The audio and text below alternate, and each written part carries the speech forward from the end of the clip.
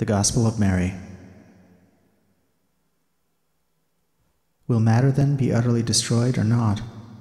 The Savior replied, every nature, every modeled form, every creature exists in and with each other. They will dissolve again into their own proper root, for the nature of matter is dissolved into what belongs to its nature. Whoever has ears to hear should hear. Then Peter said to him, You have been explaining every topic to us. Tell us one other thing. What is the sin of the world? The Savior replied, There is no such thing as sin. Rather, you yourselves are what produces sin when you act in accordance with the nature of adultery, which is called sin. For this reason, the good came among you, pursuing the good that belongs to every nature. It will set it within its root. Then he continued, he said, This is why you get sick and die, because you love what deceives you. Anyone who thinks should consider these matters.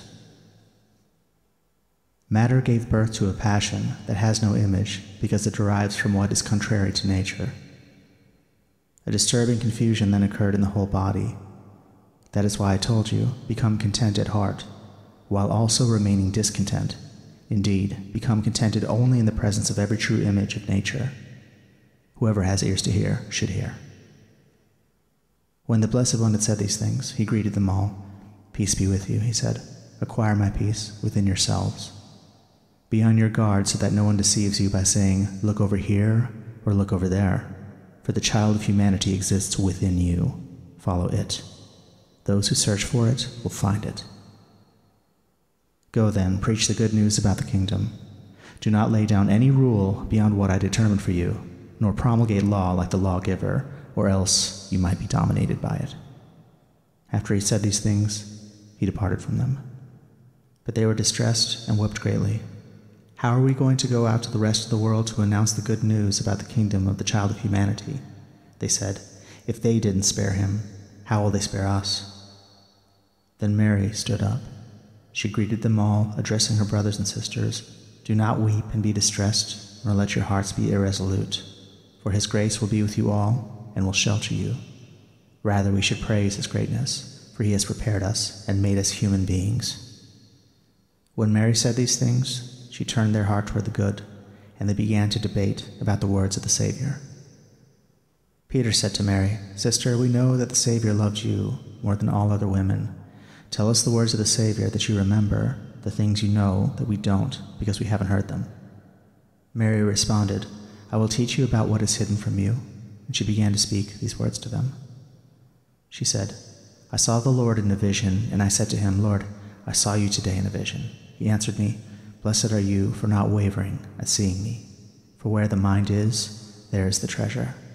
I said to him, So now, Lord, does a person who sees a vision see it with the soul or with the spirit? The Savior answered, A person does not see with the soul or with the spirit. Rather, the mind, which exists between these two, sees the vision, and that is what?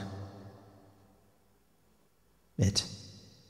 And Desire said, I did not see you go down, yet now I see you go up. So why do you lie, since you belong to me? The soul answered, I saw you. You did not see me, nor did you know me. You mistook the garment I wore for my true self, and you did not recognize me.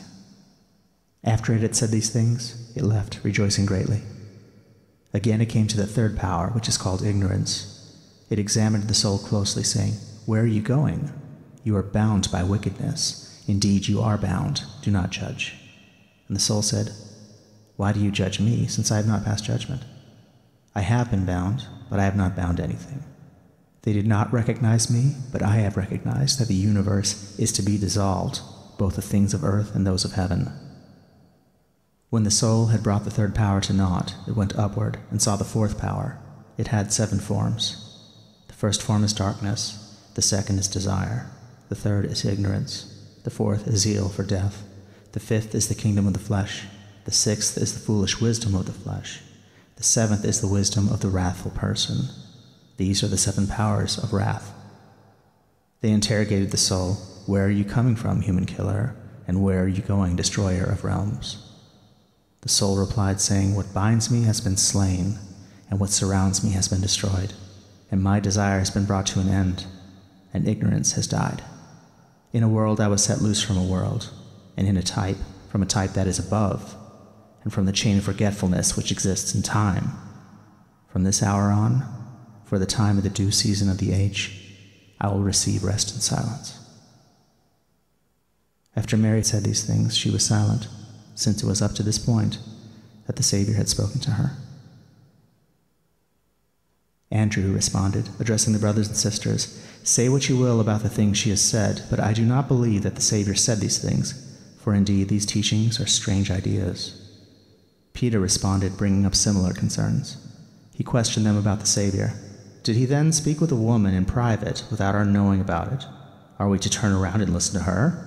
Did he choose her over us?" Then Mary wept and said to Peter, "My brother Peter, what are you imagining? Do you think that I have thought of these things by myself, in my heart, or that I am telling lies about the Savior?" Levi answered, speaking to Peter, "Peter, you have always been a wrathful person. Now I see you contending against the woman like the adversaries. For if the Savior made her worthy, who are you then for your part to reject her? Assuredly, the Savior's knowledge of her is completely reliable. That is why he loved her more than us. Rather, we should be ashamed. We should clothe ourselves with a perfect human, acquired for ourselves as he commanded us, and announce the good news, not laying down any other rule or law that differs from what the Savior said." After he said these things, they started going out to teach and to preach. The Gospel according to Mary.